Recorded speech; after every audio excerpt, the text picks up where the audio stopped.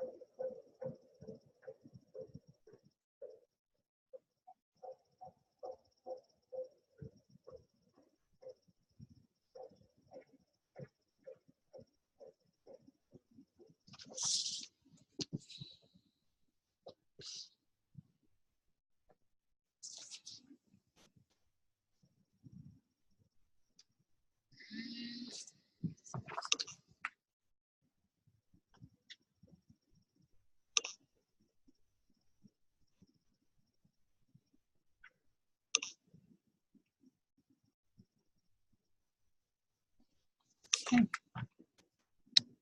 So I'm going to start.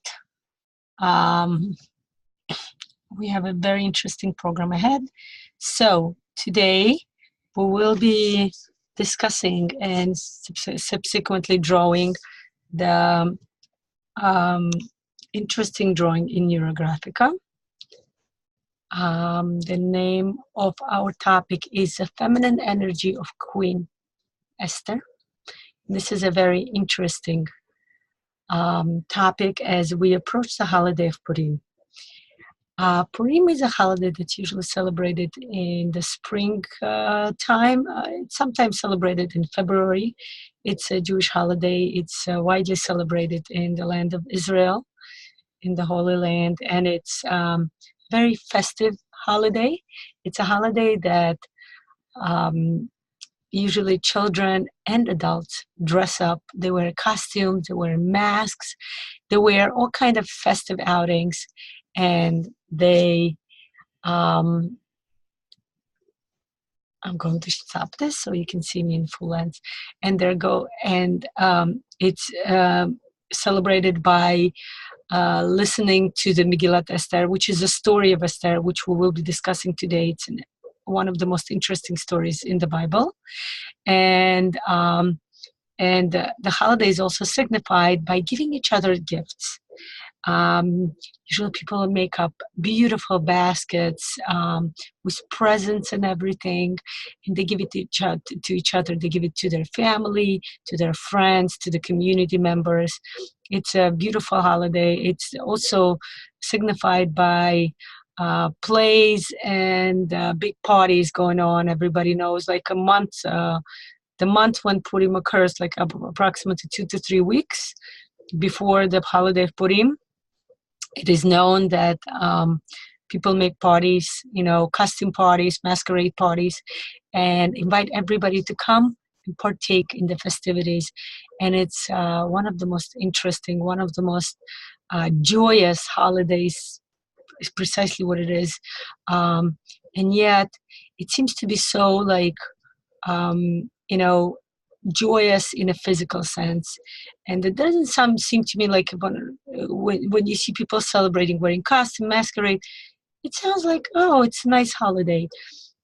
Yet it's also one of the most spiritual and mystical holidays. And I do call it mystical for a reason, because the whole story of Purim I will be telling it to you soon, is about, this interesting, intriguing, the right word here is intriguing, story of something happening in a kingdom far, far away.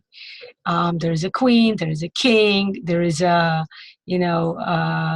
vizier, as they say it in the Arabic countries, because the story takes place actually its story takes place before the Common Era, and it did happen in the land of Babylon, which is currently referred to as Persia or Iran.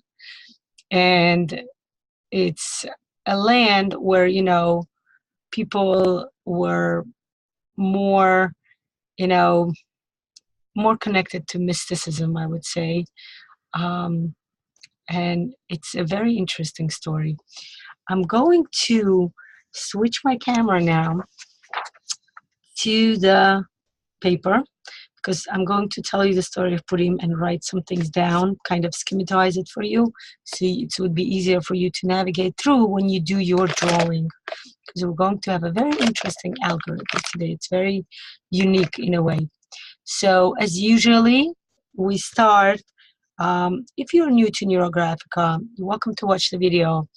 I do want to give you a little heads up that this video is mostly for people who are already familiar with Neurographica techniques, such as a neurographic line, the element of a circle, which is prevalent and very important in the Neurographica drawing. But I will be explaining things. You're welcome to watch. We have a video in our school that explains Introduction to Neurographica by Margarita. And she does it very nicely. She explains all the main details and elements, and the most important, how to curve out angles, intersections in the picture. So I will be explaining to you. Let's switch the camera. So tools, what tools do we need today? As usually, we will need a paper. Of course, we definitely need a paper. Okay, I have my pad here, and this is a paper where we're going to draw. I'm going to explain to you the basic elements of the story of Purim and how they relate to our drawing, how we will be using it in our drawing. And I'm using a blue marker. I have a lot of markers here that I like to use. You choose the color you would like. The basic color we usually choose and use in Neurographica is black, because it's the most, it's the most basic color, and you can add more colors to it as you want. However, I personally do encourage you using the color of your choice, but in this case, I would like for you to stick with one color. Choose one color that you would like to use in this drawing, and please stick to it. I would like to use this color, this royal blue, and it's a reason why I chose this, because our story is about royalty. The story of Purim goes as following. We have three basic elements in the story. In the city of Susa, that's called now in the current Iran, the capital of the Babylonian Empire, and the king. So we have three basic elements. One element we have is are the males characters of the story. One element we have are the female characters of the story. Okay, so and then we have another element, that's the king. Okay, the third element is the king. That's exactly how we call it. I'm going to explain to you all the symbolism in the story and how we are going to use it and utilize it to draw resources in our current life. So in the city of Shushan, which is the capital of the Babylonian Empire, there lived a king who recently became a king. His name is King Achashverosh. Okay? Achashverosh. That's according to the Jewish scriptures, to the Bible. According to the historians, his name was Xerxes. There are different opinions about which king this is exactly, but most of the historians refer to him as the King Xerxes of the Babylonian Empire. Back then, the Babylonians were actually, that time, the way King Ahasuerus became a king, the Babylonian Empire was invaded and taken over by the Assyrians and Persians. And at this point, that empire was not called Babylonian anymore. It was actually called the Persian Empire. And that's how we refer to it. So King Ahasuerus has a wife. Her name is Queen. And what I'm going to do is write the word queen in here. And then, because we're going to have two queens, okay? This is a basic element, is a queen. And currently his wife is Queen Vashti, okay? Now, Queen Vashti was, there are different opinions. Some rabbinical sages, some Jewish sages say that she was a granddaughter of the famous King Nebuchadnezzar. And some commentators say that she was a granddaughter. Some commentators say she was a daughter, and some commentators say she was a granddaughter. But basically, either her father or her grandfather was one of the biggest ruler. He was the head of the Babylonian Empire. He was the one who destroyed Jerusalem and destroyed the first Jerusalem temple, and took the whole nation, the whole Jewish nation, into the exile. And the Jews have settled in the country of Babylonian, and specifically they settled in the city of Shushan, which later became a capital. It was made a capital actually by the King Ahasuerus. Okay, so we have a queen, Queen Vashti, and we have another element. So Queen Vashti is part of the female elements, right? And we also have male elements, okay? So male elements, we have the prime ministers, okay? We have two prime ministers who are the helpers to the king. We have a prime minister named prime ministers. I'm going to write. There will also be two of them. We'll also write as a helper, just so you understand symbolically. So one prime minister's name was Aman, okay? And another prime minister's name was, so Aman, we're going to associate him closely to the Vashti.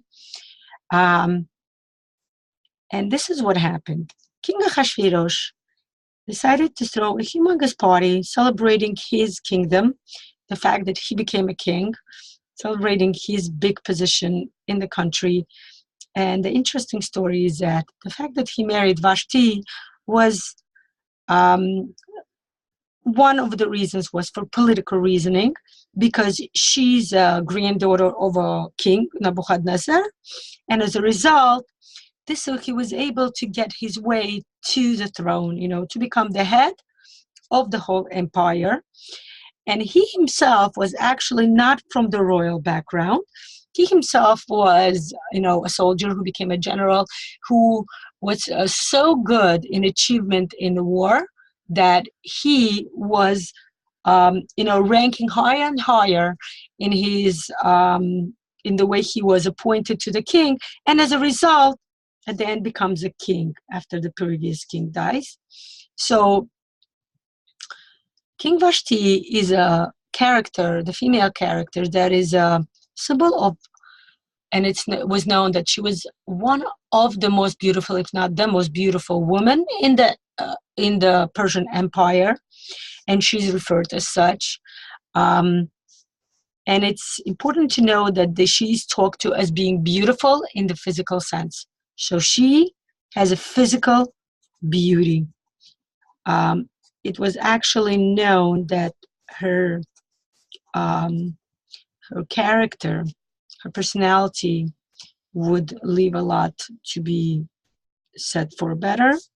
She was not of good personality. She was known for her temper. She was known for her way to, to cruelly treat her maids. So basically, she was the most beautiful queen, only in the physical sense. She did not have good traits. She was not of a good personality trait. So what happens? King Ahasuerus throws a big party. And at that party, he gets drunk. And of course, if we remember in those days, the females would reside in a separate palace and the males would reside in a separate palace. That's how it used to be. There wasn't much mingling between the sexes. So King Ahasuerus had a party with his friends, with his prime minister, with his royal subjects, and actually this was a very unusual party because it says in the story specifically specified that everybody, meaning all the common people even, were invited to this party. And this is important to note. And it says specifically in the story, he got drunk and he decided, all of a sudden the conversation came up about boasting, basically, like typical male boasting. They started talking about whose wife is more beautiful. And of course, King Ahasuerus says, what do you know? My wife, Queen Vashti, is known for being the most beautiful queen in the whole wide world. At which point his friends, of course, his friends meaning royal, not just royal subject, but basically his prime minister, the minister who are close to him, and don't forget, this is, people got drunk already, way inside into the party. So people get drunk and they start arguing with him. And he says, oh, really? I will always show you how beautiful she is. And he gave an order to his servant to go tell Queen Vashti that she should get naked. And this is specifically, it does say that. She should get completely naked and come and parade in front of all the men and show her beauty to everyone so that everyone can see how lucky King is. So, as we can see, this is not something that we in our current times can easily understand or relate to or, excuse in any way. We know that a female requires special treatment. And in this case, Queen Vashti is also known for being treated with the most, what we call now is at Me Too. This is very relevant to our times with all the upcomings of the way females are treated in the social aspects. And the holiday of Purim really highlights it in the way which we can easily relate to in our time, but imagine in those times, way before the Common Era, this was not something that, females can easily fight and can easily bring light to and try to change. So what does Queen Vashti do? Servant comes and says, your husband, the king, wants you to come and parade naked in front of the man. She's way into her party. Don't forget, she has all the female subjects of the kingdom, including her close friends who are the wives of the ministers that, have been with King Ahasuerus. And she says something unusual for that time. She says, no, I am the queen. I am the granddaughter of the king Nebuchadnezzar. What does he think? He, plain person, remember what I talked about Ahasuerus being from another royal subject?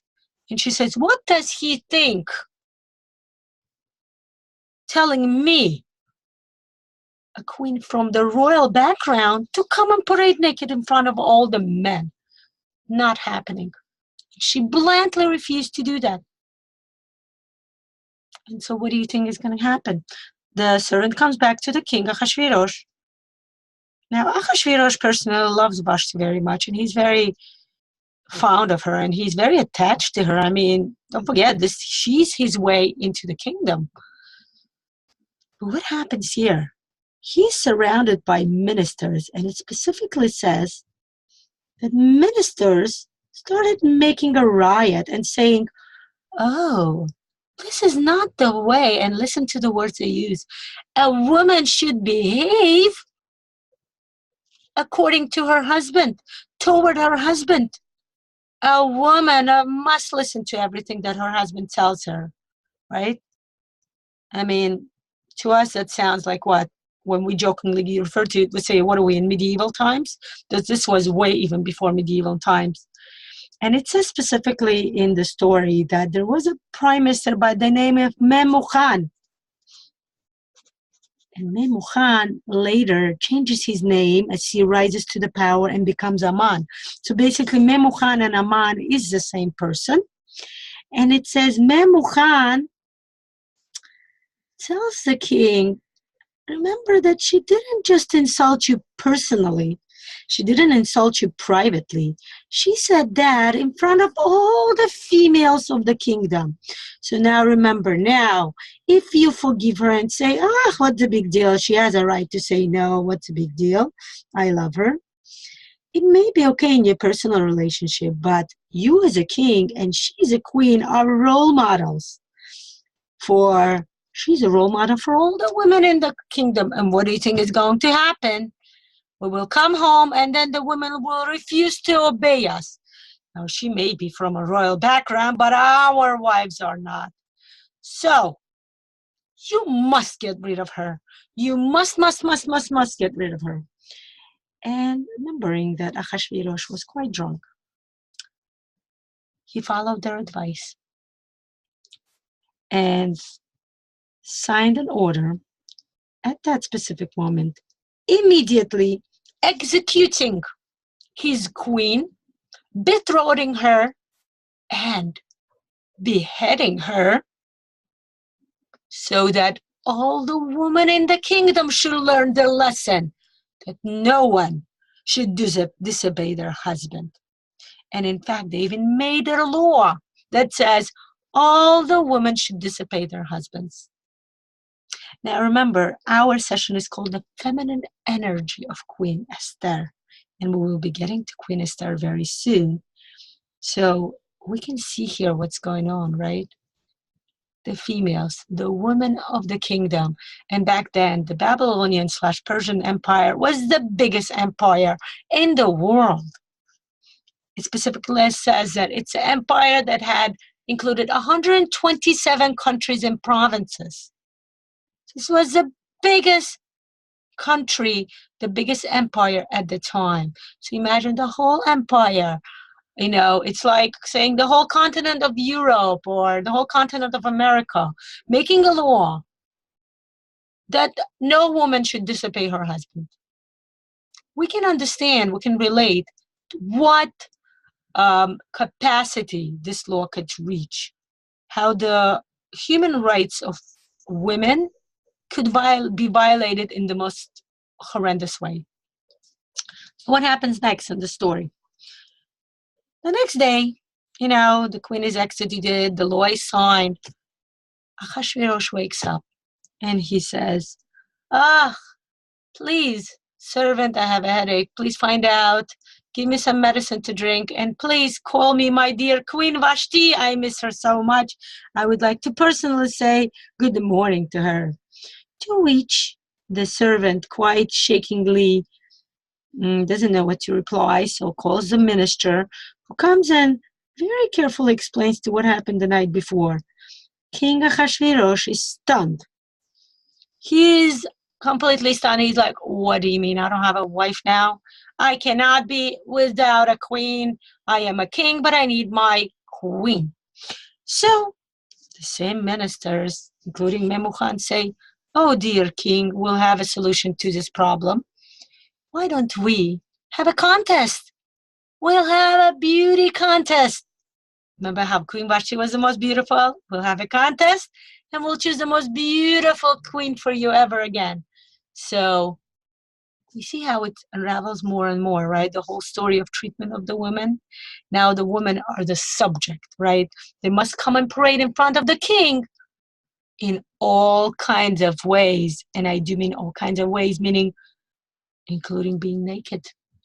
Because the king must see how she looks naked before he decides whether she wants to be his wife. And actually, it's more than that. It was known at that time that the king would actually spend the night with each female that was given to him in order to find out if he liked her or not. And after that, the fate of that woman was very sad, because after spending the night with the king, the woman was not allowed ever to marry anybody, or as they would call it, to belong to anybody else, to any other male.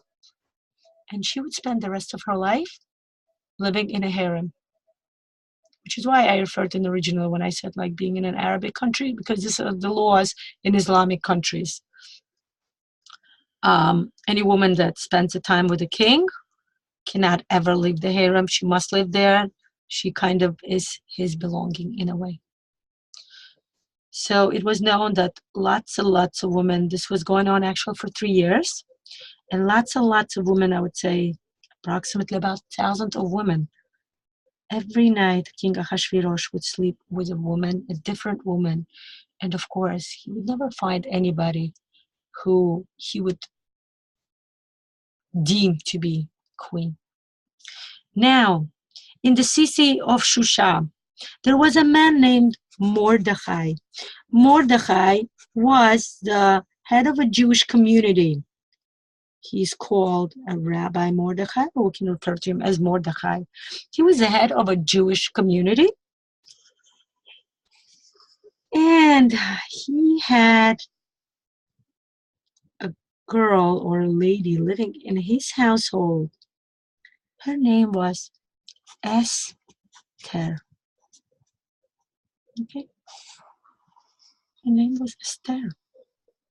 Esther, some people say, some commentaries, Jewish sages say that Esther was actually his wife, and some commentaries say that she was his niece, and he brought her up, and she became his wife at the end. One point or another, it was known that Mordechai and Esther had a special relationship, and in the Jewish tradition, we refer to it as being a husband and wife. And at one point, Esther, so what happened when there was a beauty contest, there was scouts sent to every single city, every single country and province in the Persian Empire, and the ladies would be caught wherever they walk. If the scouts would find her to be beautiful, they would take her, no questions asked, nobody was notified, she would be taken to the palace. Same thing happened with Esther. She was one day, she did not come home, and Mordechai realized that she was taken to the palace. Now, Mordechai wasn't just any person, as we mentioned. He was the head of a Jewish community. As such, he was actually one of the prime ministers in the palace of King Ahasuerus. But even as a prime minister, even as a person who has a direct connection to the king, he was not able to come and say, this is my wife, because nobody cared about that point. The laws were so strict toward women. The laws were so in favor of the male dominance, specifically king dominance, that this was not the first instance that somebody's wife was taken. He couldn't do anything. And slowly but surely, at that moment, the prime minister named Memucan kind of changed his rank and became the first minister of the king. He became the prime minister of King Ahasuerus, his most closest advisor, his most closest person to whom we can give the king gives advices with, and his name became Aman. So Esther was taken to the palace, and she became the queen. And this is where we're going to stop. We're going to start our drawing now. This is our schematic story. I will tell you what happens later. I'm actually going to quickly tell you what happened in the story, because then we're going to draw and start having resources. What happens is that Esther becomes a queen, but she's very unhappy because she loves her husband Mordechai. King Ahasuerus, after sleeping with about 1,000 women, and actually he continues to sleep with more, but at one moment he found favor. Nobody knows why.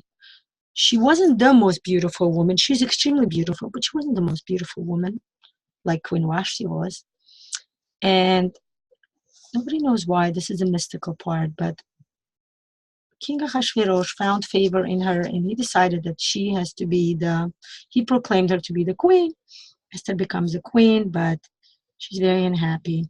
She's basically stuck. She in the harem as well as other women, even though she does have a title of a queen. She doesn't really fully uses it. She doesn't enjoy it. It seems like very tragic. But at one moment, Aman, who becomes the prime minister, he develops a dislike for Mordecai for personal reasons. And he finds out that Mordecai is a Jew. And he says, you know what? I'm not going to just revenge Mordecai and kill him. I'm going to kill all the Jews. He comes to the king Ahasuerus and says, oh, dear Ahasuerus, can you give me a right to kill this nation who is not? Yeah, I don't like them. King Ahasuerus says, sure, darling. You're my best friend. Please, go ahead. And he writes a law. And he puts a stamp on it with his special ring. And that's it. It became known that at one point in about 9 months, the Jews will be, in about 11 months, the Jews will be destroyed. And actually, the whole name of Purim comes from the word Purim, which means to throw, to throw lots. Aman threw lots and thinking, which day should I use in the calendar? Choosing the calendar so I can kill the Jews. And he chooses a day in the Jewish calendar known as 14th of Adar. It's now known as a holiday of Purim. I'm sorry, not 14th of Adar, as 7th of Adar. It has also specific significance in the Jewish holiday, in the Jewish calendar. And what happens? Mordecai comes to Queen Esther and says, listen, this happening. All the Jews are going to be killed soon. And what does Esther say? I don't know what to tell you. I can't do anything. Maybe you think I'm a queen, but I really am very unproactive in this world. I'm not proactive in the kingdom. I don't even see the king. I don't even talk to him. He doesn't even, socializes with me. And Mordecai said, please, you have to help us. You became a queen. Maybe that's the reason why you became the queen. Help us, please. And Esther says, I will try. And then she says, I will pray very hard to God. Even though she doesn't say the word God, she says, I will pray very hard and see what I can do. So Esther fasts for 3 days, and then she goes to King Ahasuerus, and the law in that time was, unless Ahasuerus called, and that refers to any royal subject, even including the queen. Remember, especially regarding the queen and the females in the kingdom, because now the females had a very inferior status. And if she wasn't called, in this case, like he didn't call her, he would say, what are you doing here? She could be killed. Because the law is, unless the king calls you, you are not to enter the king's chambers. And Esther starts praying. She starts praying very hard, and she starts praying to God. And that's another character we're going to put here. When we talk about the king, it's very interesting how mystical the story is. It talks about the king. But the sage says, when we talk about the king, and there is a word as the king in the story, when we just say king, it refers to King Ahasuerus. But when the story says, and the king, it refers to the ultimate king of the universe, to God. So she goes and she prays to God, and then she goes and talks to Ahasuerus, and Ahasuerus says, oh dear queen, I missed you so much. And of course, she is not executed, but rather he kind of reinstates his relationship with her. And Esther tells Ahasuerus that there is a person, this prime minister named Haman. He's very evil, and he wants to destroy her nation, which is the Jews. And Ahasuerus helps her overthrow Haman, who is killed actually, and his whole family is killed. And the Jews are not destroyed. And it's a whole story. This is a reason for celebration, that the whole nation has been saved from the total annihilation, right? I would like to talk to you about the story of Esther as bringing a different light, okay? We were going to discuss everything from a point of view of Esther. I want to show you the picture. I was recently at a training in Chicago, amazing training, and one of the trainings asked us, the participants, we were about 100 participants, to draw. We were given paper and markers or pens, and we ask, if I come to the town where you live, can you please draw something that I would recognize your town as, your city from? And I started thinking, I'm from New York City. What am I going to draw? There's so many landmarks in New York City, right? And this was so intuitive. I was thinking for like about a minute, and all of a sudden it hit me. I'm going to draw the Statue of Liberty. And I started to draw a Statue of Liberty, okay? I drew her very symbolically, okay? And this is how we're going to start our drawing. Actually, I'm going to show you the picture that I ended up drawing.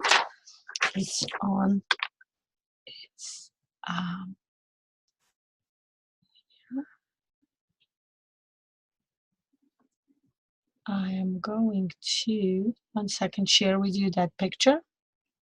It's a beautiful picture.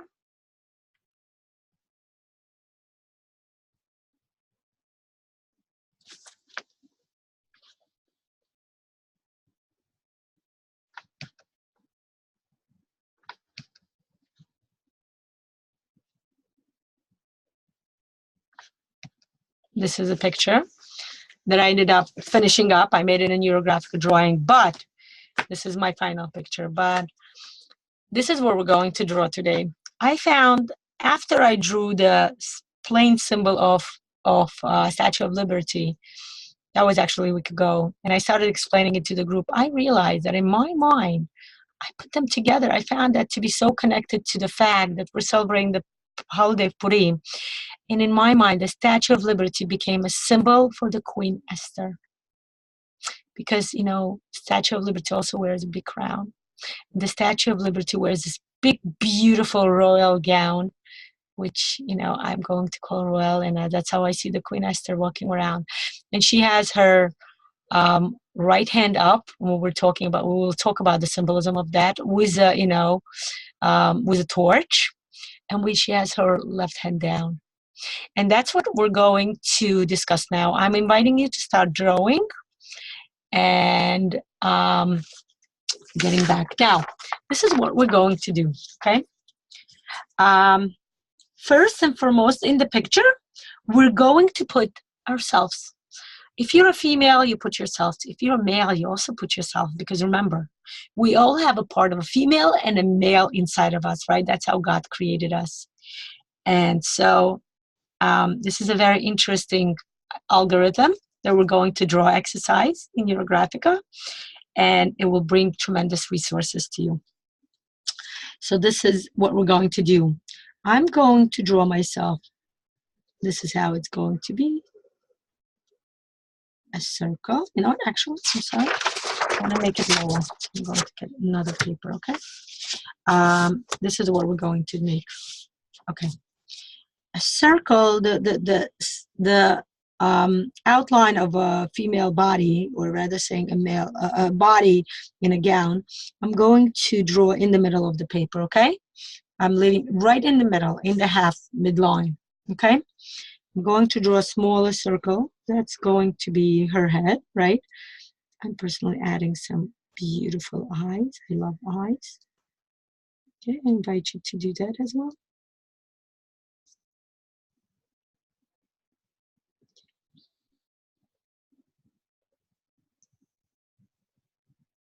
Okay. You guys became a little crooked, but I can fix it later on. This is, yeah, I'm going to make another one, as I usually need a few exercises. So you know what? I will add as later. Again, in the midline, we're drawing a circle for a head. Then we're going to make a neck. And then right away, we're going to make a nice body, okay? Okay, like this. Again, very symbolically. You can also add more details later, okay? This is a gown, this is a neck. While we're drawing, we're using the regular neurographic drawing, which means we definitely curve out all the intersections, okay? By the way, if you need to change something in your picture, you're welcome to do that in Neurographica. As we know, it's very flowing pictures. And whatever you change, not going to be noticed, because we're going to have a lot of, as you saw in my picture, a lot of lines, right? This is my original picture. I had my pad with me, so of course I drew it not on the regular paper, but in my drawing pad, my traveling pad. And you see it has a lot of lines, so whatever you change a little bit the outline, that's not going to be seen because that's the graphical style of Neurographica. That's the best point about it. So we're going to give her a nice crown, as the crown is very, very symbolic in our story. And we're going to talk more about symbolism here, okay? Now, okay? Now, I'm very careful. I'm actually going to use a pen because I think that would be much better for me to use a pen to draw the eyes, as the pen is like, or you can use a thin marker. I'm using a pen in this case.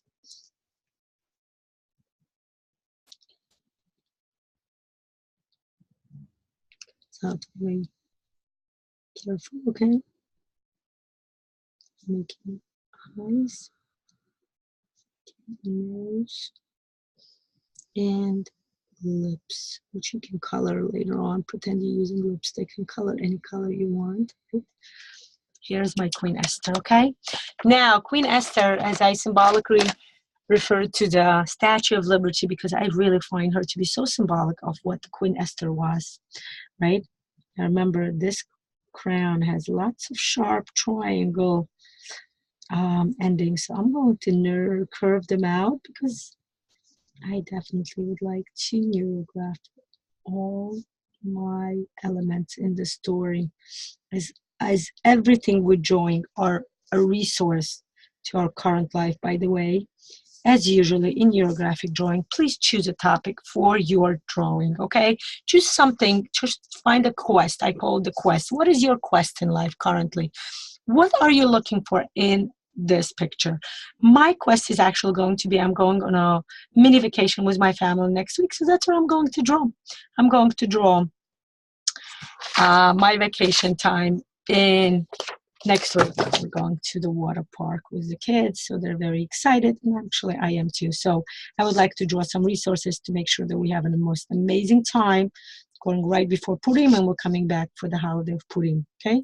So I'm writing down in my book, the topic is vacation in Great Wolf Lodge, the water park with my family. And then celebration of Purim when I come back, okay? Okay, there you go. Now, okay, I'm putting back my pad. Now, let's focus. What are we doing here? Why did I bring in the Statue of Liberty? Because I found the Statue of Liberty to be very symbolic. Why? Because her right hand is up, right? Her right hand is up. Draw the right hand as much as you want. You can actually start from here, okay? Draw the right hand. Like I said, don't worry if you like make a mistake and say, oh no, I drew it in the wrong place. That's fine, right? This is the right hand. We curve all the angles out. The right hand is out. To make this. And what is she holding in her right hand? She's holding a torch, right? This is a torch. Okay. And what does a torch do? It gives light, okay? So this is her right hand. This is a torch. The right hand, symbolically, if we look at it Kabbalistically, and in many other cultures actually, but I'm using to use Kabbalistic because that's my approach to a lot of things, the way I approach life. I find Kabbalistic meanings, and that's how I usually teach, using my algorithm. Kabbalistically talking, the right hand is the hand that we usually extend and deal with. And now remember, even though when you look at it, it looks like the left hand, because it's on your left side, it's really her right hand, and that's how we're approaching the whole situation, okay? This is her right hand. And the right hand is the sphere, is the side that we use for social purposes, right? So this is the right hand, and what we're going to do, I drew a little torch, but in our case, we're going to draw a nice big circle. This side is going to be a circle, and that circle is our relationship with the social side, our relationship with the society, our relationship with other people outside of us. Now, what do I mean by outside of us? You're going to understand now. Because now we're going to draw the left hand. What is the left hand? The left hand goes down. Even though it does go down, it's not really down. It's not like she's doing something down, right? If the hand's up, the right hand is up. It's really more symbolic because both hands are very creative and both hands are the way she brings energy. And by she, I do mean the female symbol, right? The feminine energy in the world. The left hand, we're going to draw another circle. The left hand is, now remember in our scheme, right? Also the same thing. We'll draw the male symbolism on the right. And even though it seems on our left, but it's really on the right from the perspective of the picture. And the right side, the left side, and this side is basically the females, this side is the males, okay? And this is the symbolism we're bringing to our picture, okay? So what do you mean by females? So now the female energy is the inner energy.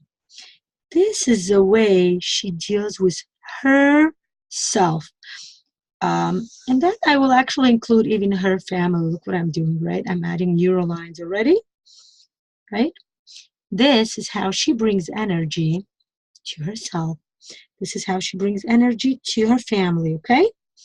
Okay, so this is the inner energy. This is how she's inside her household, so to say, and even inside her own self, right? Now, remember, a lot of things with you in Neurographica is quite intuitive. So I don't know why, but you see how intuitively I drew a bigger circle on the inside than outside?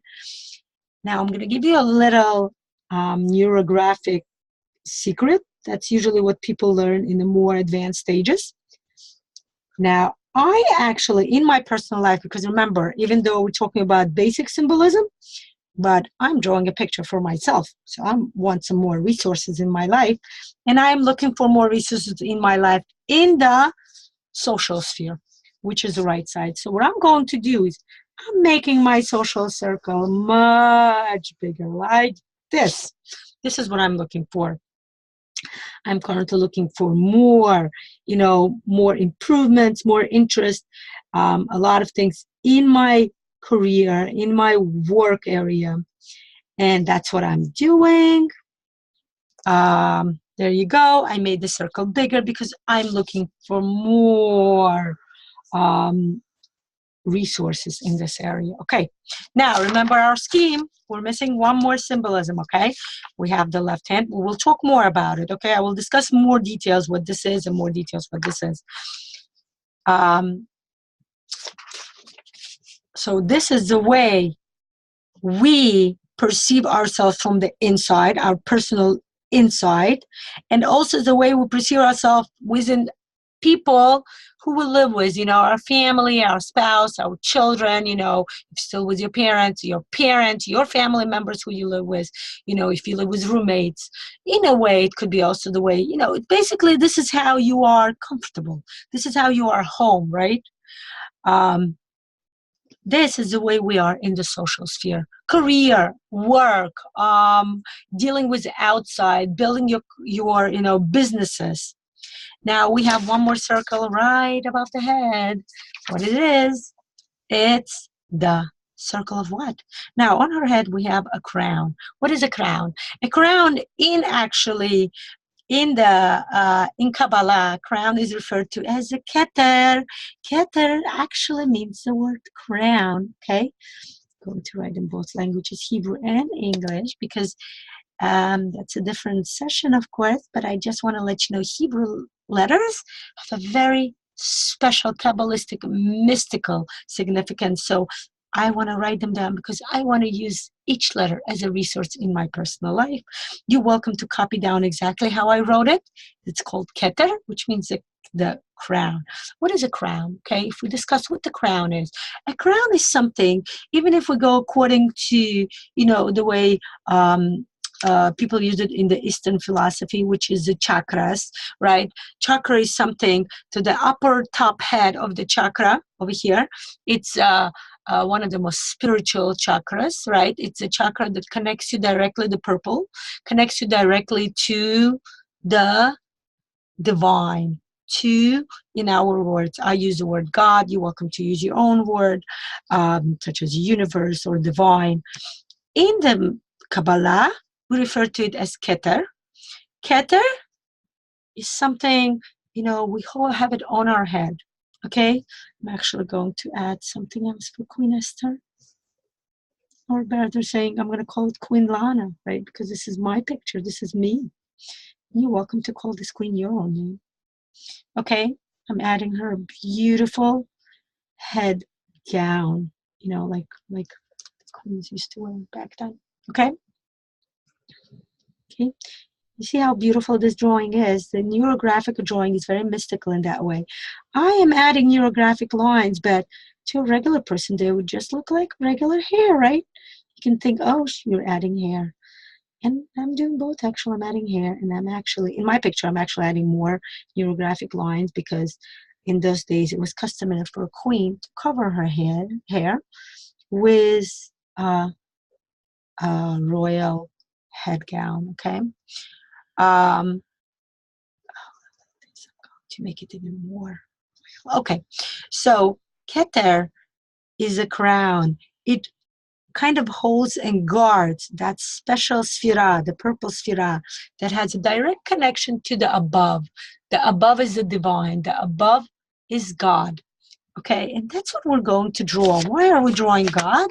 Because as I mentioned before, when we talk about the king, now, what are the kings symbolically, if we think about it? What is a king? What is the purpose symbol of a king? A king is a symbol. What does a king do? He leads the country. He governs the country. And the king is actually a symbol of God Almighty, who leads and governs the whole world, the whole universe. And that's what we're going to do.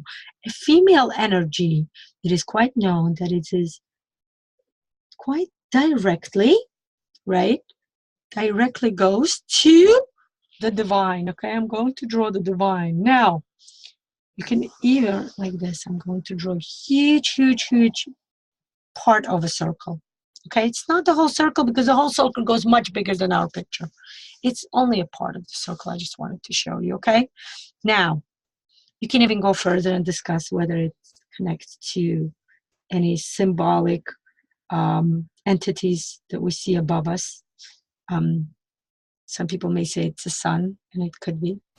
I would say it's a moon because a moon, Kabbalistically, is a female, is related to females. It's, quite bound to the female energy.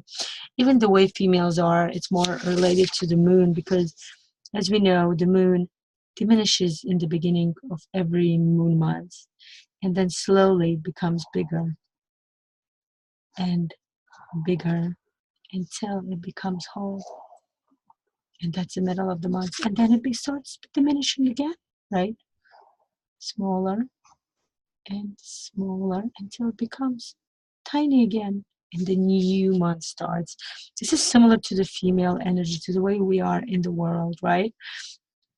The females will understand what I'm referring to. This is our inner cycle, right?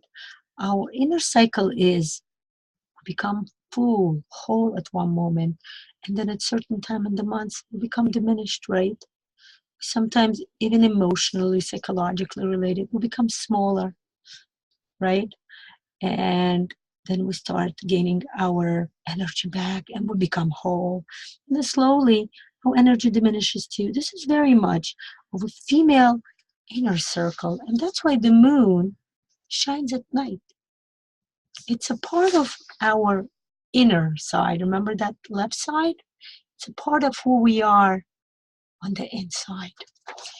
So I would say, it's a moon, it's a whole moon. But by the way, this is one of the reasons why we celebrate Purim on the 14th of Adar, because the Jewish month goes according to the moon calendar.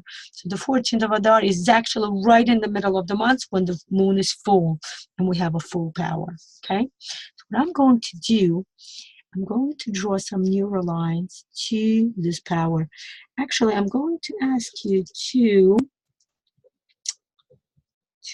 let's start. We're going to put more neural lines inside. What I would like to offer you for you to do at this point is to make this three resources much more significant. How? The best tool in Neurographica called the release of limitations, okay? The release of limitations, I'm hoping you are familiar with it. So I'm going to go through it very quickly. We think about our aspect in this case of who we are on the inside, the way we are in our household, with our family, within ourselves, what we're looking for. And we start becoming a little, getting some stressful, like thinking, oh, we don't have this. In my example, let's say, I would like to become, to get more, to improve my motherhood, to improve my relationship with my husband. This is very important to me. So I'm going to think now, oh, we had a little spat yesterday. Oh, I had to deal with my teenage son or my teenage daughter yesterday. I have 2 teenagers and 3 little girls. So my hands are full, as you can understand. And I have a husband, of course, thank God. We actually had a very special time this week as we did a Jewish ceremony of renewal of our vows. We had a chuppah, and it was so this week is a very special week for me. But basically, that's what I would like to focus on. I would like to focus on my inner self as a family, with my husband, with my children, and of course with myself, because sometimes I have those hesitations in my mind. Am I doing the right thing? Am I not doing the right thing? I would like to get more resources. What am I doing? Release of limitation. Putting my marker down, thinking about all the areas in my life that are painful to me, all the areas in the inside part on the left side of my life that are painful to me, and I'm releasing that pain graphically. You'll see how. And also through my voice. You're going to see now. I'm going to scream, okay? Ready, set, go. I'm giving myself a few seconds to kind of undergo, to feel psychologically inside the pain, the tension inside myself, and then I'm going to scream and release. Okay? This is what happens. We gave ourselves a release of tension. Now we're going to draw that release of tension.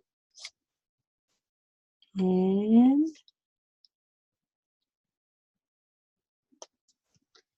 what is the first step we do when we release of tension? We are going to, that's right, curve everything out. All the intersections need to be curved. When we curve everything in our release of tension, guess what we're doing? We are modifying our tension. We're transforming it, right? Now, if you look at it in the beginning, like I said, we have a whole class on the basic elements of Neurographica. Margarita teaches it. Margarita is an instructor and actually a director of our school.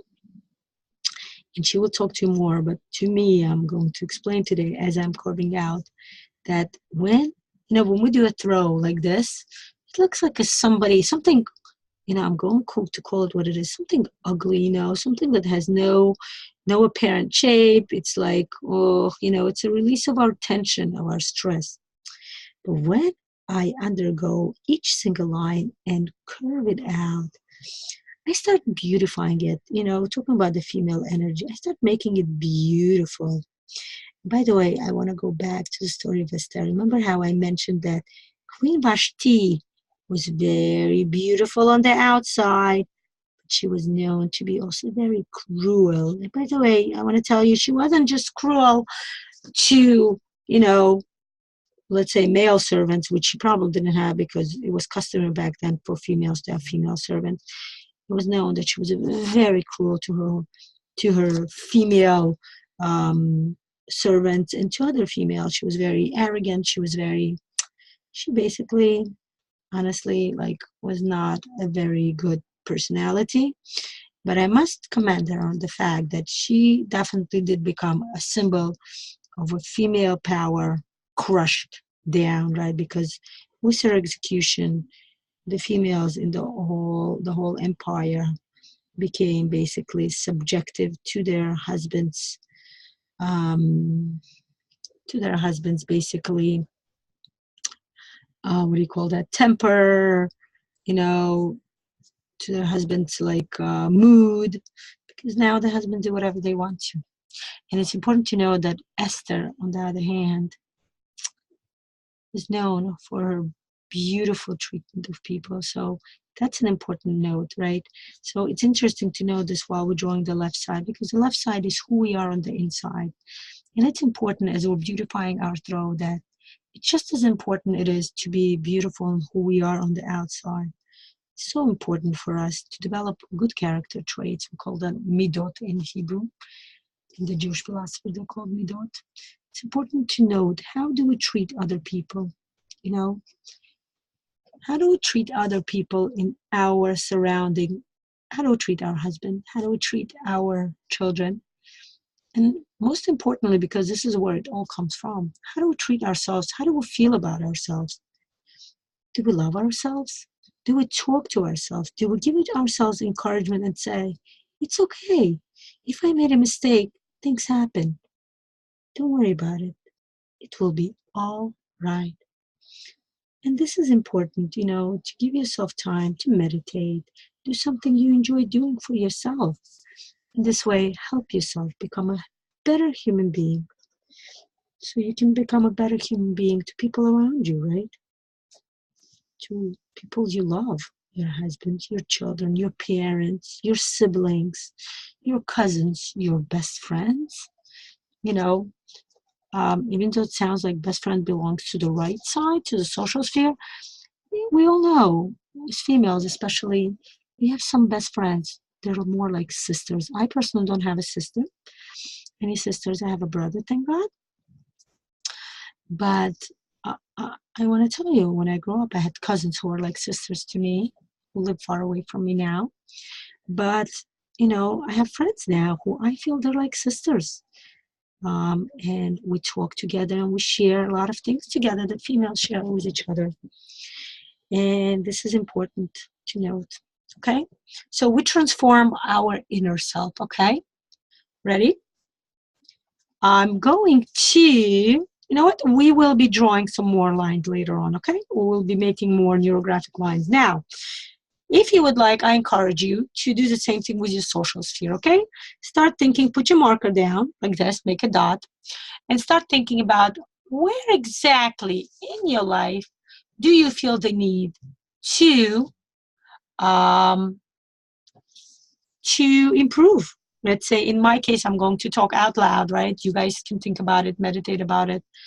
For the sake of the time, right now, we don't have much time to do full meditation, which I actually do in my personal circle. But I do encourage you to do that, right? Meditate for like a few minutes and think about where do you seek improvement. You can even make a list, like I explained in the last session, of what we had a week ago in Neurographica America. I'm going to think about where I feel I need improvement. I feel I need improvement. I would like to get some resources in the way I socialize with other people. I would like to get some resources in my career, right? We're on the verge of developing the Neurographica America School, and I would like to draw for Neurographica America to be very, very successful, you know, and my personal role to be bigger and to be more resourceful, so I can give all I can to this important project in my life, developing the School of Neurographica in America, in United States, in North America. The reason we called it Neurographica Americas, because we didn't want it to just focus on US. We were focusing on both Americas, North America, South America. You know, we invite all people, even in Europe, people who speak English, come join us, enjoy the classes, because Neurographica is that tool, that miracle that was given to us, and we would love to share it with other people. So I'm going to make release of limitations. I'm getting upset, you know, I'm not as far as I would like to be. I would like to get more sessions, more classes. We would like to have more participants, have more live classes. I don't have that now. So I'm a little stressed, you know, I'm a little tensed about that. I'm going to make a throw. That's it.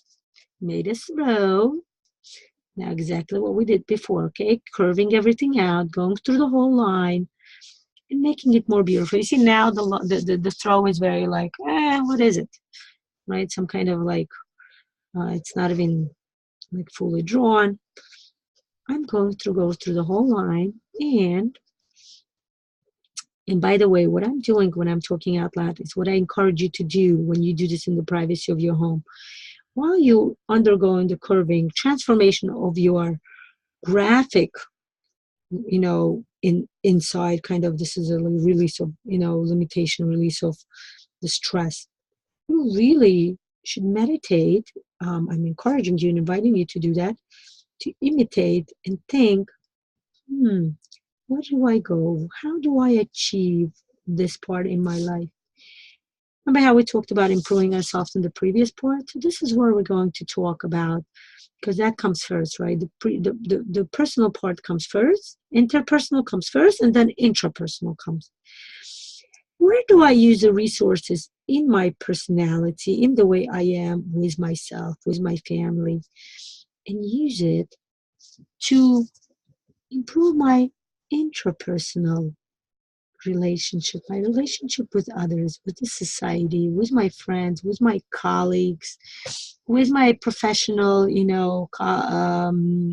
you call that? Say in the school, in the Neurographica America, with my fellow instructors. How can we go about improving what our school is and bringing out what we do, what we teach? We have beautiful classes. Every week we have 2-3 classes at this point. Actually, the whole March is free classes in Neurographica America, and we're all participating in giving classes in English. In Russian we have classes, teaching what Neurographica is, sharing some personal algorithm and insights with others, and encouraging them to come and join us on this beautiful discovery and this beautiful journey we call Neurographica, that helps you see what I'm doing, release my tension, and then improve who I am by using Neurographica as a tool to bring out resources to improve my life. And this is so important, right? We are going to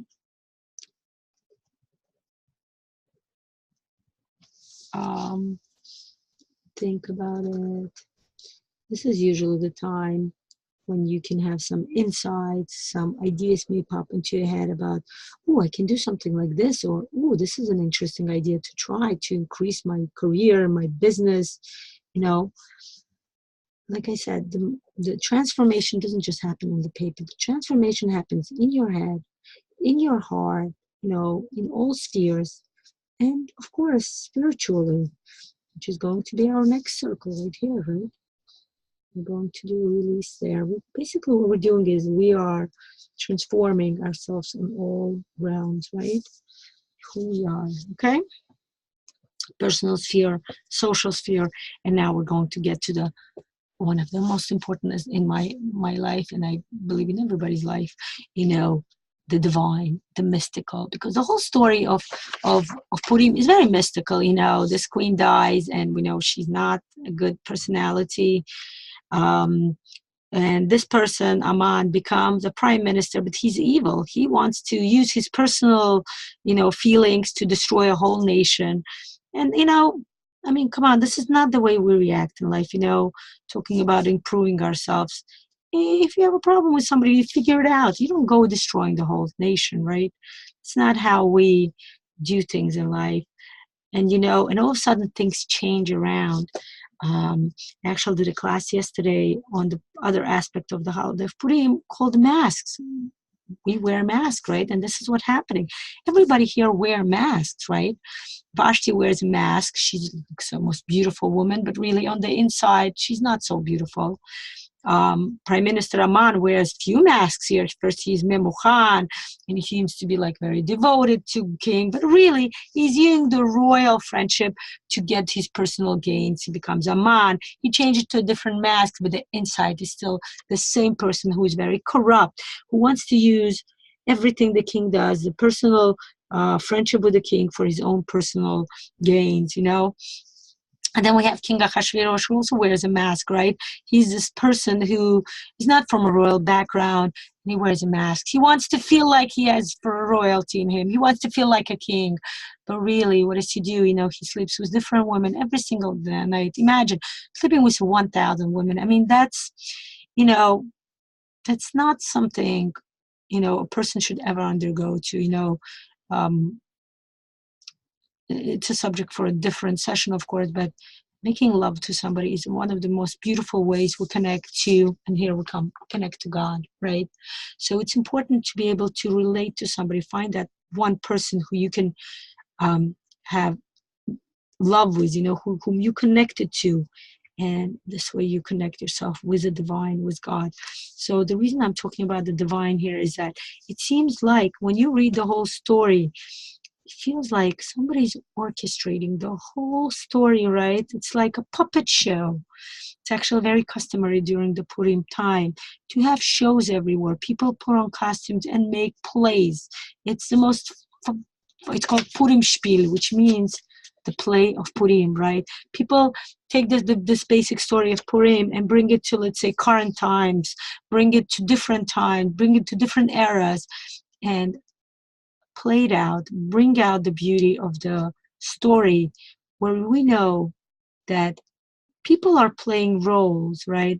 The actors play roles, but it's really orchestrated by a director of the play, or rather in this case, the director of the whole world, the king, right? The king, I'm going to write the king, right? The king, God Almighty himself, right? You can refer to something else the way it's referred to in the story of Purim as something divine and mystical. There's that word mystical, right? We as females, as women, we usually can easily connect to that, right? We have a lot of mysticism about ourselves. And the story of Purim has a lot of mysticism. The character of Esther, I want to tell one of the most mystical characters in the whole story of Purim. Volumes and volumes have been written about talking and characterizing and analyzing who Esther was and how she relates to the story. And this is what we're going to do now. I am going into my divine part, the mystical divine. I call it the God Almighty, this part that orchestrate the whole world, this part that whom we connected to. And the most importantly, I'm going to draw a circle here. Our soul, right? This is a circle. Our soul connects to, okay? Okay, I'm going to make actually direct line. I'm not going through this big circle yet. I want you to understand why, because I want us to draw here. I will go through here, right? We connect. This is our soul, right? Our soul is directly connected to the divine. And it's our soul that guides us. With ladies, we call it intuition. Everybody's familiar with that. We learn to trust our intuition because our intuition is extremely important and extremely strong, okay? Okay, so what are we doing here, right? And it's interesting that I put, when you look at our picture, right, it seems like who is orchestrating everything? It's Queen Esther. And that's very symbolic. This is why our topic is called the feminine energy. We are exploring the way God is orchestrating everything through Queen Esther. In this case, this is me, and in your picture, that's you. How you can orchestrate everything. But first and foremost, we need to be connected to the divine. Okay? You can make a throw or release of tension in this limitation or tension. In this case, you don't have to. I am looking to get some resources. I'm looking to transform something in my relationship with God. And I invite you to do the same thing. I think it's important to improve the relationship. And that's what I'm going to do. Put the marker down the usual. Think about the issue that you're having, your personal goals that you are trying to achieve. And think about the fact that you're not there yet and how upsetting and stressful it is to you. The more stressful you feel, the better, because the more stress you're going to release and transform. Okay?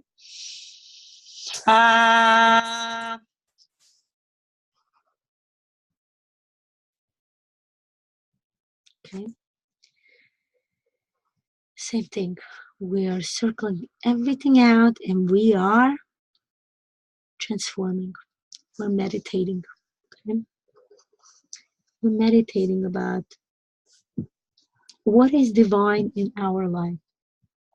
What does God Almighty, the divine, mean to me?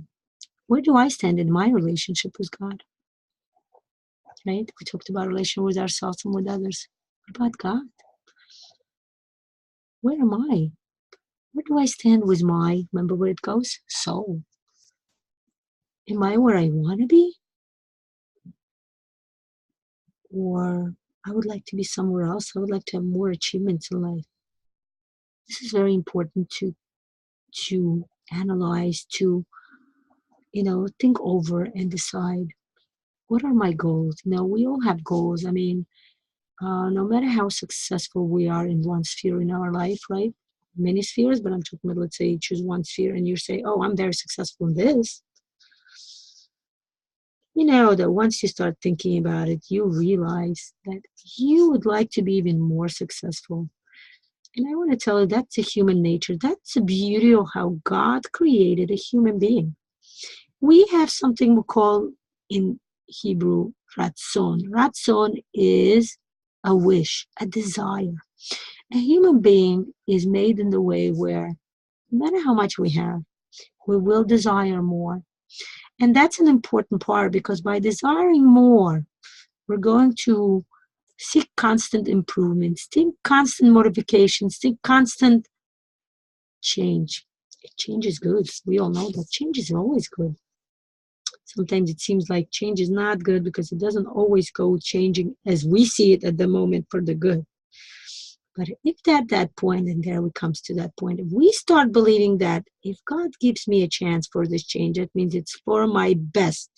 Now, I do that. I pray to God and say, God, please help me understand what is my best in this case.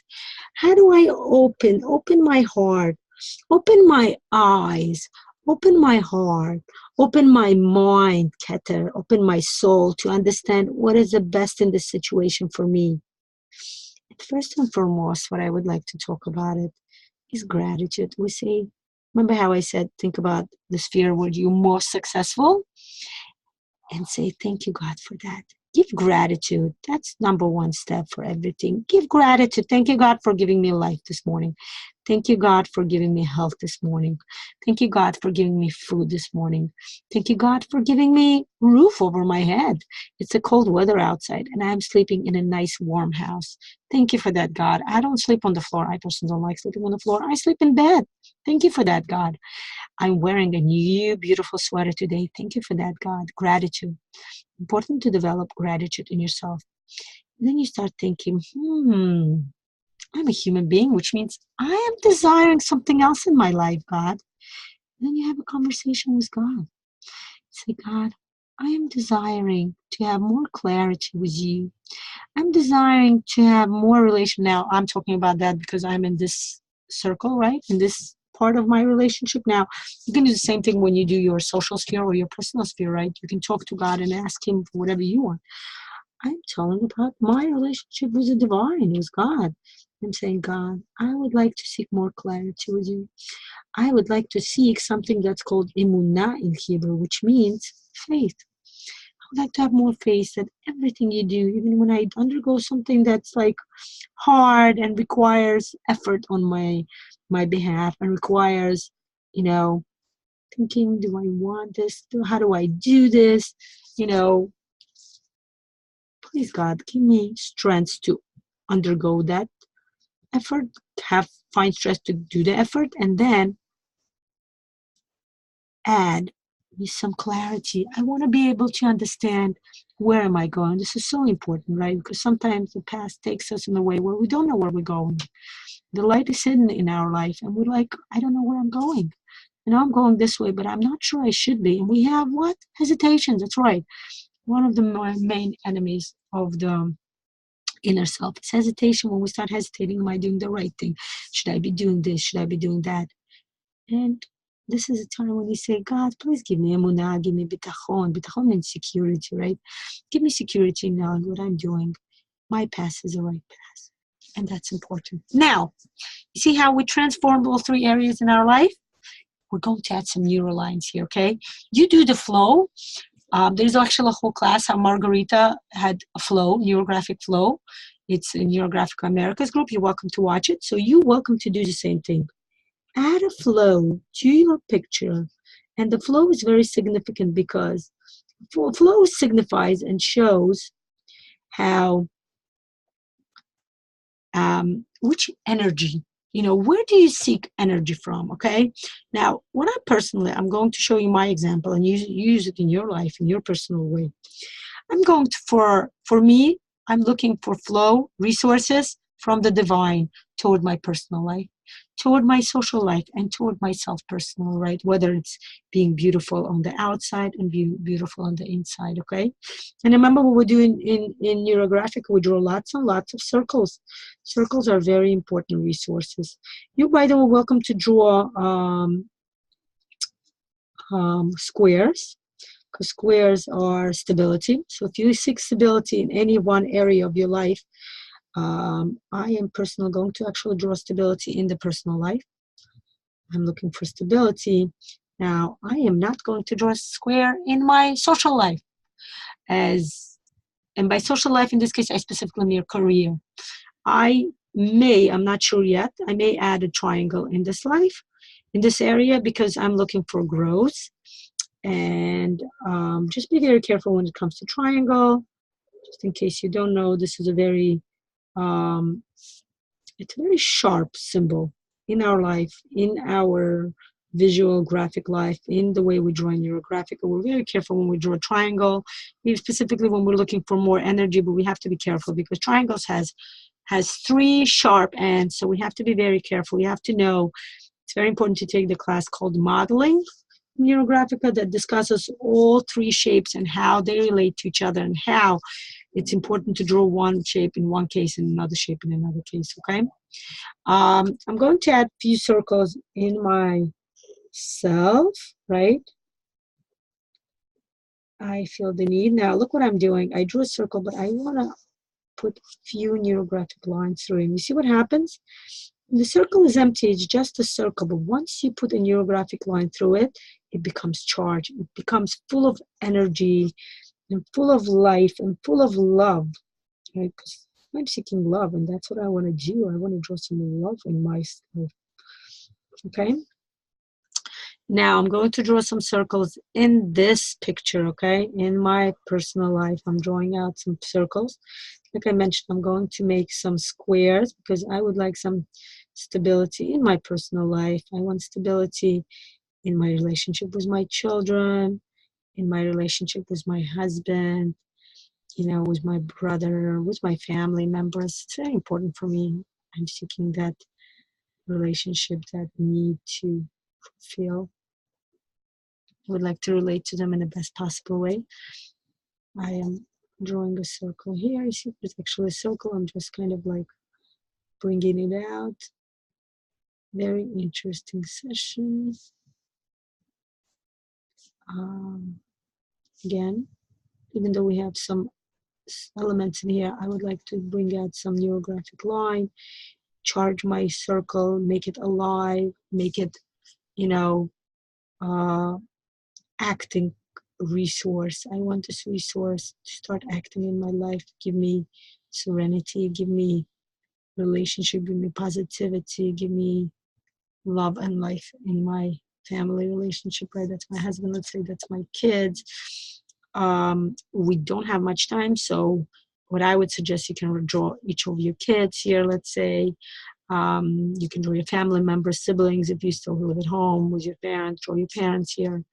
I just found a square that I'm going to add to my picture. And if you're looking stability, you're welcome to do the same. You see what I did? I just drew a square, but now I'm going to curve it out.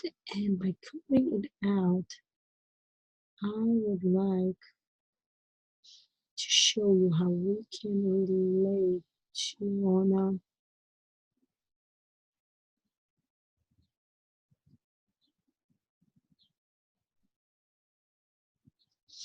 on a more stable way. You know, I'm seeking some stability, the way I socialize with my teenage children, the way I socialize with my younger children, the way I socialize with my husband, so we have more understanding between ourselves, you know, because that's a tricky subject. By the way, yesterday I did a class. It's in Russian. I'm planning to do more the a class in English about the relationship, you know.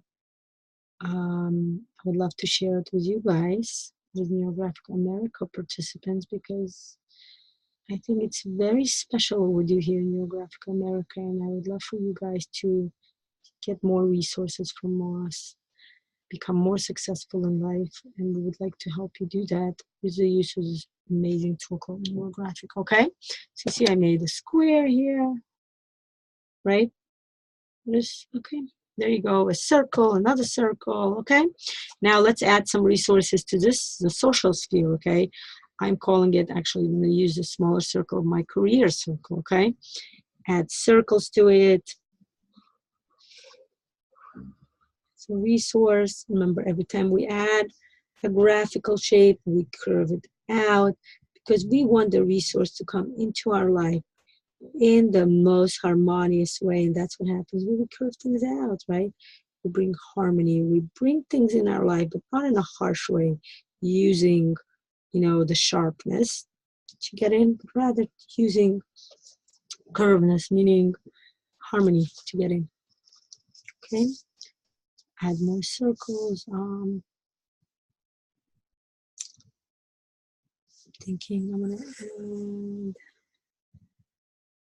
the triangle, and this triangle is for the growth of our School of Neurographica America.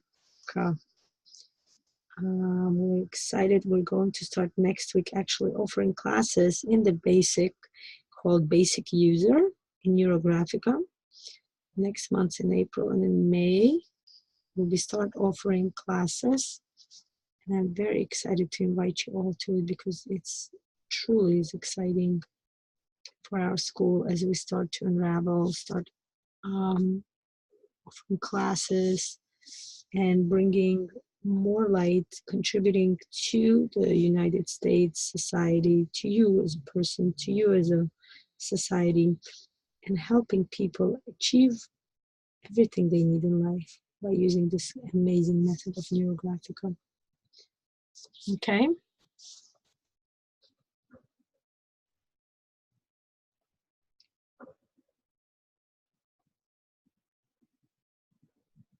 Triangle, but look what happens. I curve everything out very carefully, and I specifically give the intention to this triangle. Okay, that's very important. Specifically say that this triangle is the way we're going to, we're drawing the growth of our School of Neurographica America. Okay, that's what it is.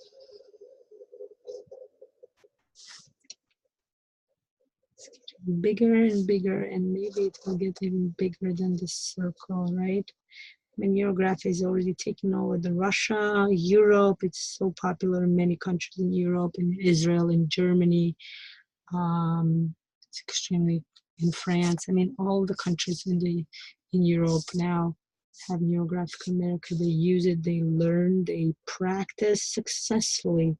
In Israel, it's very successful. In Russia, it's extremely successful. More and more therapists, coaches, psychologists, teachers, business, areas, development facilitators use it to bring best results. Okay, this is what I'm going to do now. I'm going to connect it to the top. More importantly, I am going to add more connections from each one of my sphere to the divine. Okay, to me it's very important to develop this flow.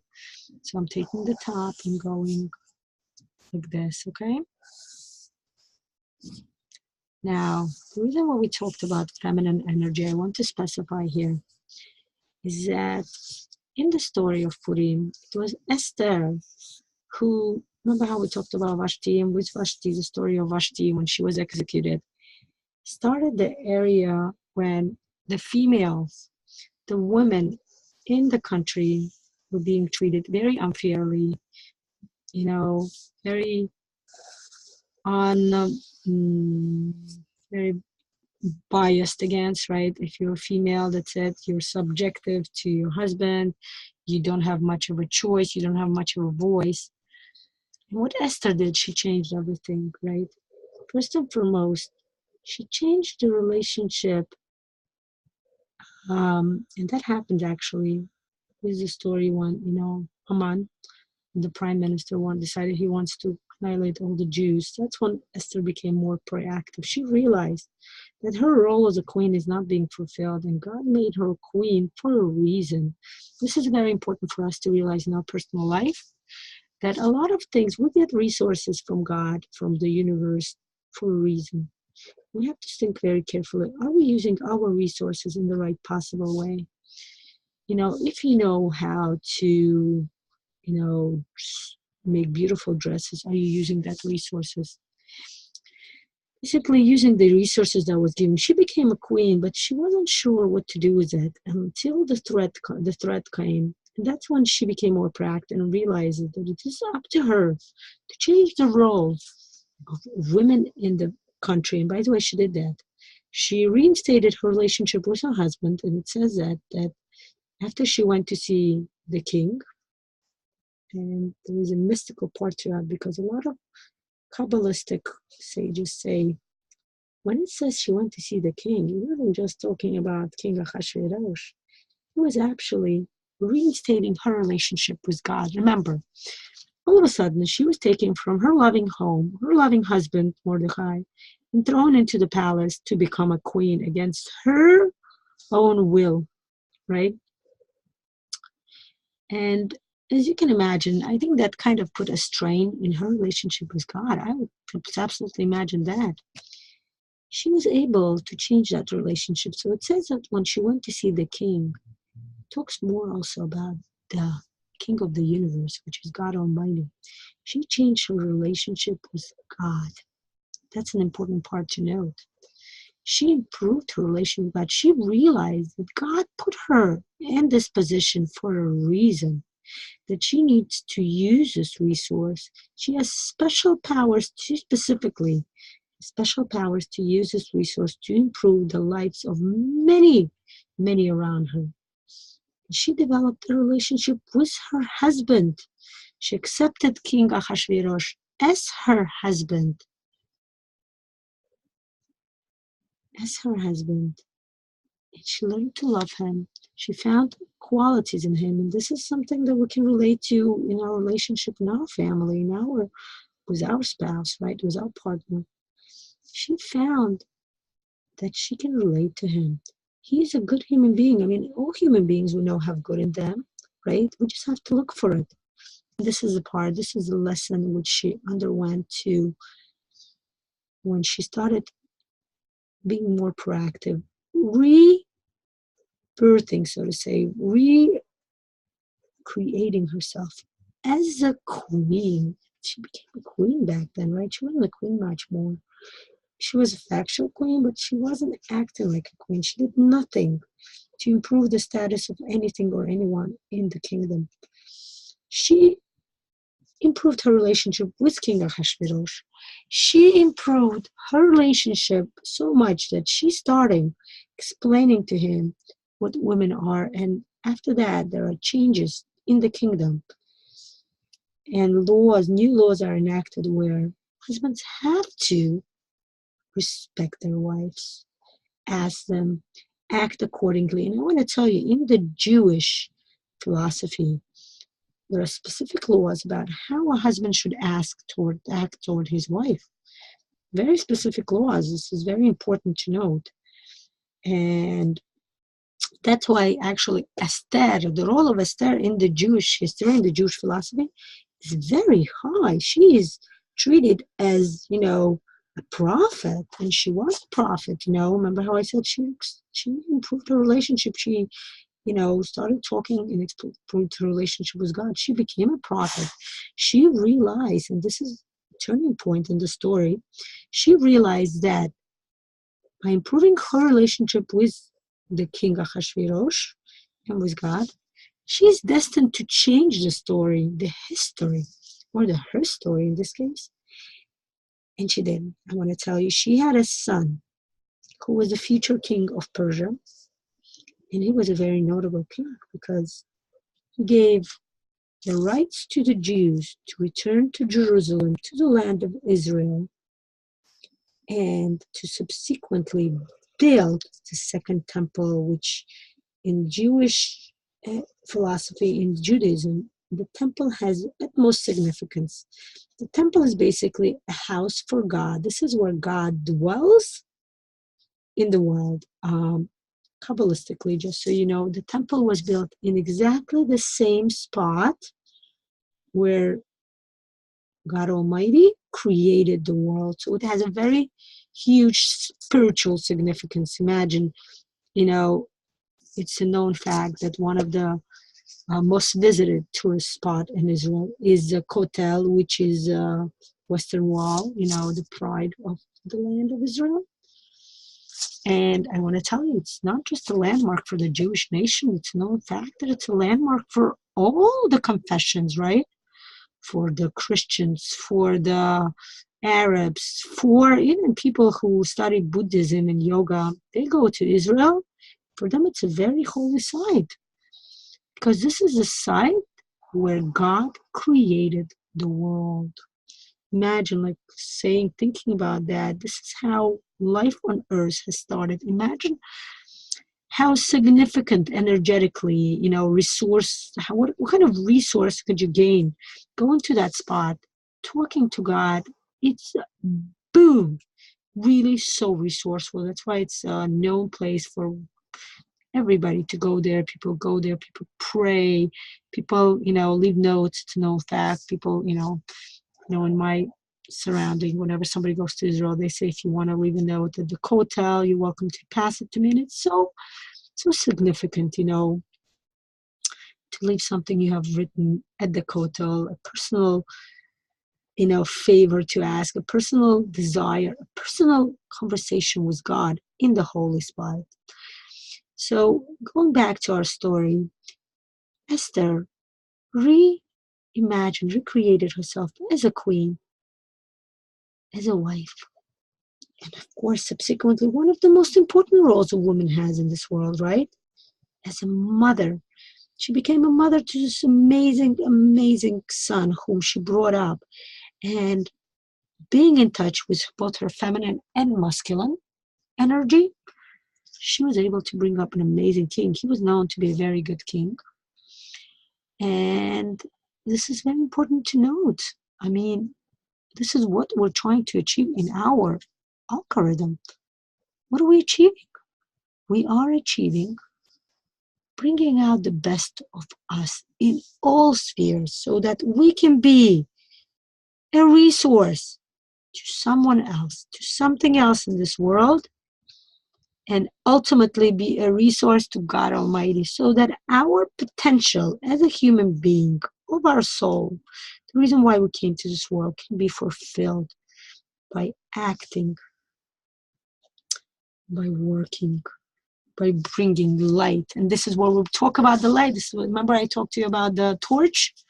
So important. I'm personally going to actually draw some lines from the torch, right? Going up and maybe even going around. This is the torch, The torch gets special power from the divine, and then it gives. Remember, we take and we give. So important energetically. Everybody knows who deals with energy, people who use, let's say, quantum touch, people who use their hands to heal energetically. We all know this. Energy is given to you so you can spread it around, use it to heal others, right? And this is what our energy, feminine energy, if you're a male, you have a feminine energy inside of you too. And you know what's the main point about a female energy? To give. The main point about a female energy is to give.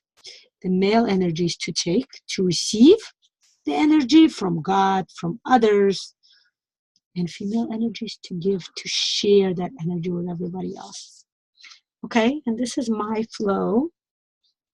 If I want to make sure you go through the picture of what I did, and I saw that I didn't curve out one piece. It's important to do that because we want to curve everything out. We want the flow to be immaculate. No, nothing standing in its way, so to say. Do you understand? The flow should be immaculate. Nothing standing is this way. That's it. Okay? Now remember how we drew some lines down? I'm going to draw some lines up.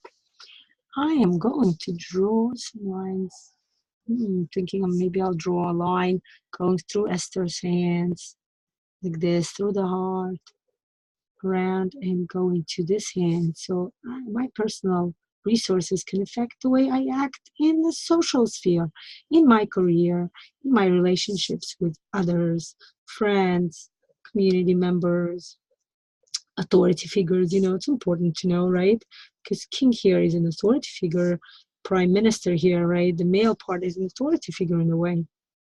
Not to get sexist here, but in a way, if we talk about Kabbalistically, the receival of the energy is an authority figure. But then remember, the female symbol is also an authority. Why?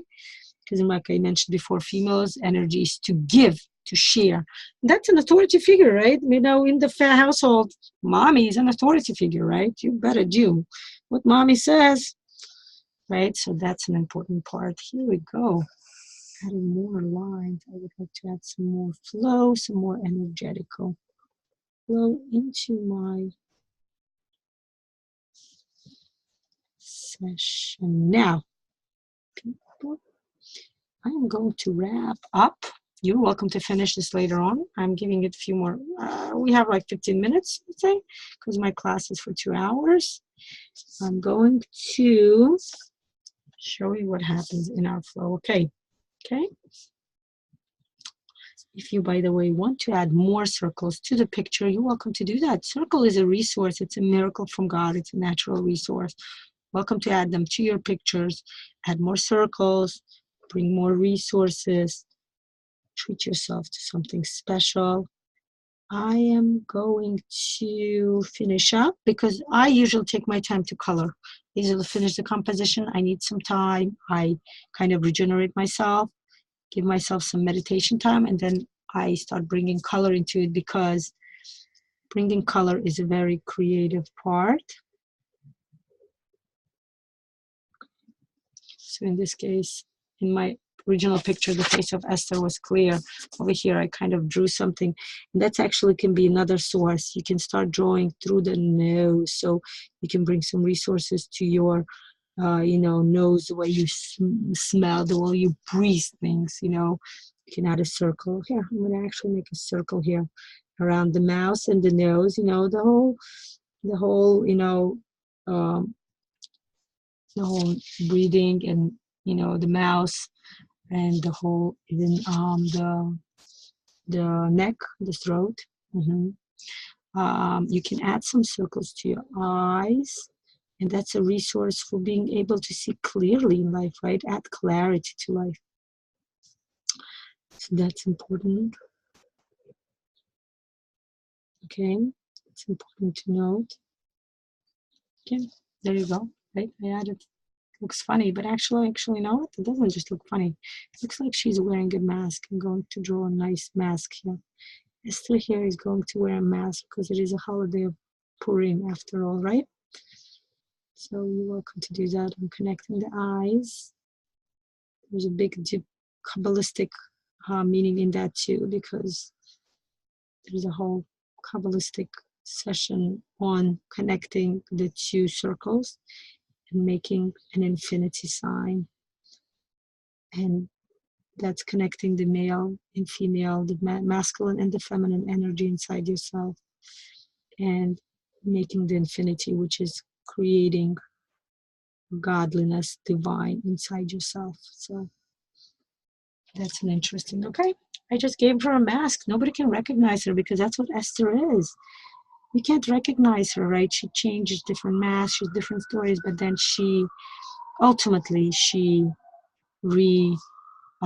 recreates herself, and ultimately she revitalizes the whole story for everybody around her, for herself, for her child, future child, maybe even children. I mean, it's known that she definitely had a son who became a king, But, I would totally assume that she probably had other children because her relationship with her husband was improved, She improved the position for all the women. She improved the whole situation around female rights at that time, and she improved the position for the Jews in the country, for other, basically, when we talk about the Jews, it's not just the Jews, it's minorities, right? For other minorities in the country, it's so important to notice that, right? Because, when we say the Jews, we really mean like a nation which is not a majority. So that's an important part to know. She became very proactive socially, that's important that we bring her out as a queen, as a feminine energy. And I would like to thank you for joining me in this beautiful session. I tremendously enjoyed it. I invite you all to color now. I'm actually going to start to add coloring. I like to color with pencils. I have a few minutes left. I'm going to add some coloring. I'll add more intricate coloring later on, but I'm thinking the color I'm choosing. Now, I want to give you one very important piece of information. It is known that in the story, and this will tie in with the whole Statue of Liberty that I showed you before, right? This picture. It's on a smaller scale here. I'm going to give you a bigger scale here. The Statue of Liberty, right? This is a picture I drew. It's important to note that it specifically says that in the story of Purim, in the scriptures, in the Bible, in Tanakh, the Jews refer to the Bible as Tanakh, the Torah, the holy book given by God, that specifically says that Esther was green. Now, of course, in nowadays, we understand that it refers to the fact that she had olive skin, but specifically, it's very important to know that it says specifically that she was green. And when I drew that picture, like I said, I intuitively chose the Statue of Liberty. And to me, it struck me at one point that the Statue of Liberty, right? What color is it? It's green. And I thought, wow, look how symbolic it is. The Statue of Liberty is green. Esther is green. And those of us who draw Neurographica professionally know there's a whole session about colors called the 5 elements, the elements of colors in our life and the significance it is. So according to that, the color green represents starting something new. It's a start of something new. So when it says, and it says specifically that Esther was green, it referred to the time when she went to the Achashverosh, when she went to the king, to start asking for forgiveness, for exemption for her nation not to be destroyed and annihilated. And we know that was a turning point for her. That was a turning point because that was the start of rebirthing of Esther. And I'm saying rebirthing because it's very significant to me personally, because the way I actually discovered Neurographica in my life was I underwent through a rebirthing. I changed careers, I changed spheres in my life, I changed what I like to do. And that's when I discovered Neurographica. And I was so happy because, as you can see, I became certified and now use it to bring, great knowledge and information about Kabbalistic symbolism, Jewish philosophy to life. And it's important to know that green is so significant, so symbolic in this story, because green is the start of something new. And Esther being green is the start of her becoming the true queen. And I'm going to bring in some green into her. Right? You saw me making green in the picture. In the original picture, she's also green, although she has more circles. I'm going to stop the sharing so you can see what I'm making. But I found that to be so significant. And I'm adding green to myself because I would like to kind of, bring that out, that I am starting something new in my life. And I would love for something new to be the start of something amazing for me personally. Something amazing for me as part of the Neurographica America School. I want our school to become bigger and more popular, and I want us to have many students, and I want us to be lively. So that's, I'm actually purposefully leaving some circles out because I'm going to color them out in different colors. Queen Esther was green, right? The Statue of Liberty is green, and I found it to be very symbolic. I found that to be very interesting how intuitively I just drew that. The crown, I'm going to make purple because purple is a crown in this case, right? Purple is a connection with divine. Purple crown is a connection with the divine. It's Keter, right? There you go. Now I have different trends in each circle, right? My personal circle, I'm looking for stability. So what I'm going to do is I'm going to add a little silver to it, because stability color-wise is metallic, something static, you know, something stoic, something stable. Now be careful when you draw with a circle, because it is will go over the original color that you use. In my case, it's a blue, right? But I made this circle silver, and maybe I'm going to use some golden color to color my social life, because I also want it to be smooth. You know, I want to achieve some stability. That's my goal in the future. For now, of course, I want to achieve the triangle, some growth, some energy. And the divine in this case will be purple. Is my purple. I have a metallic purple color that I'm looking for.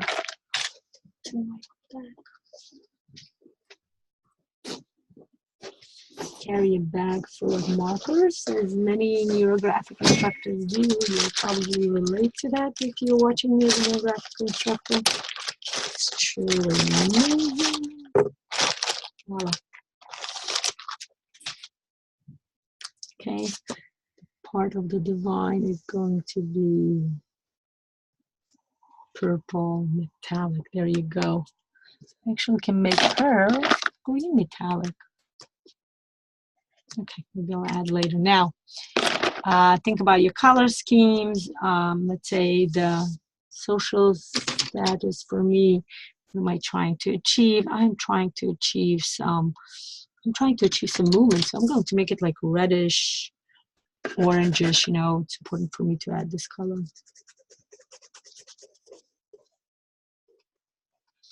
I want to tell you, I'm going to go back and add some more colors to specific circles and to the triangle, add more resources. I just kind of want to give you a basic idea of what you can do with your picture in this case. Just, you know, you can add much more elements, more color later on, enhance your picture by adding more color, play around with your color. I'm just giving you a basic, like, knowledge, basic idea of what you can do with your picture, how you can play around with the elements of color, right? So let's say I want to add some more movement. So I'm adding the color red, which is like symbolic of fire. In my personal life, I want to add some yellow. I realize yellow is the light of divine, right? I want to add some yellow, some light, right? I want to add some light. I want to bring to light some part of my personal life, like my personal relationship, right, with myself. How do I love myself? My relationship with my kids, with my family, with my husband. So I'm adding light because yellow, I mean, because I want to add some light. I want to add some divine light to this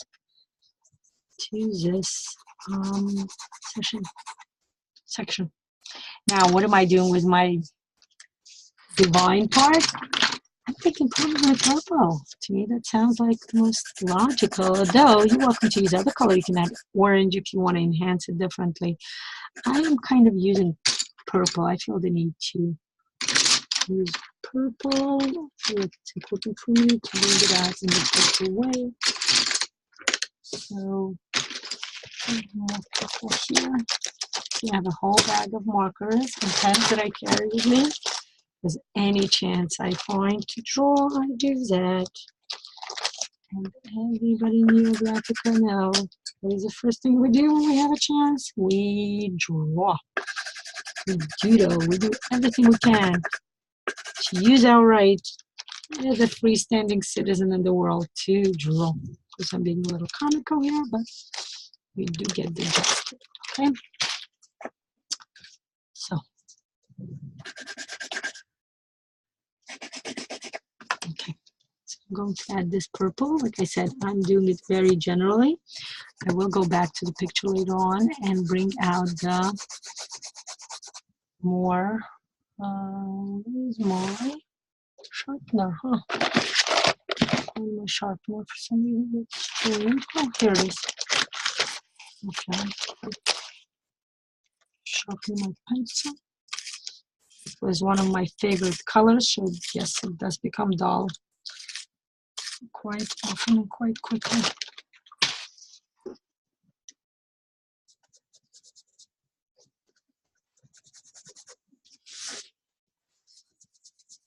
Welcome to use, by the way, highlighters. A lot of my pictures that I drew before, I use highlighters.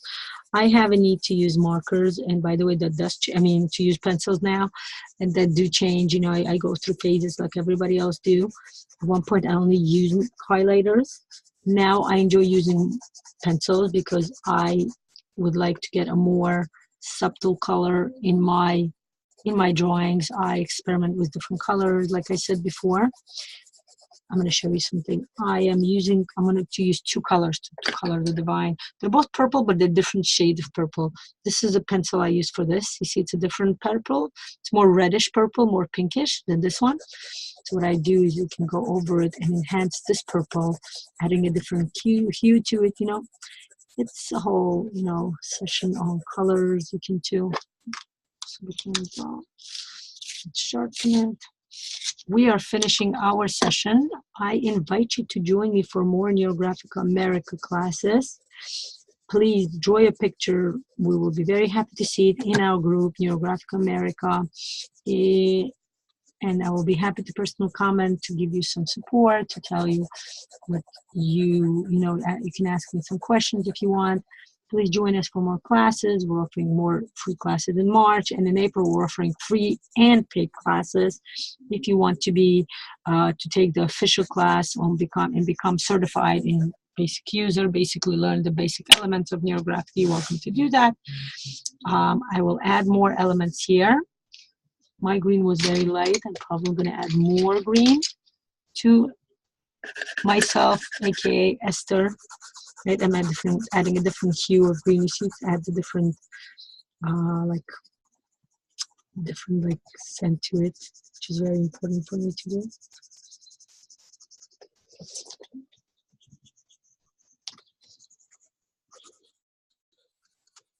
Okay, keep going.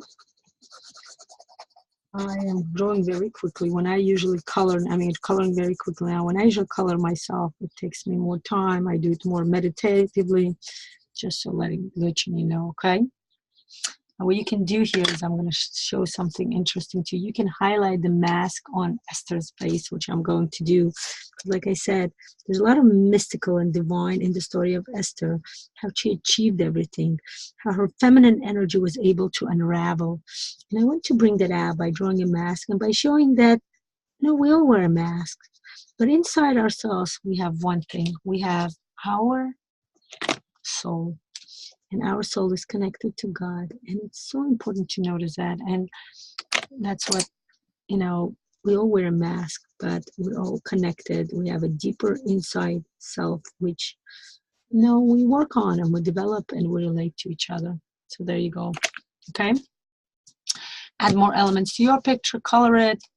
Thank you for joining me in Neurographica America session. We have more sessions coming up. Look at our calendar. Have a beautiful weekend. Goodbye.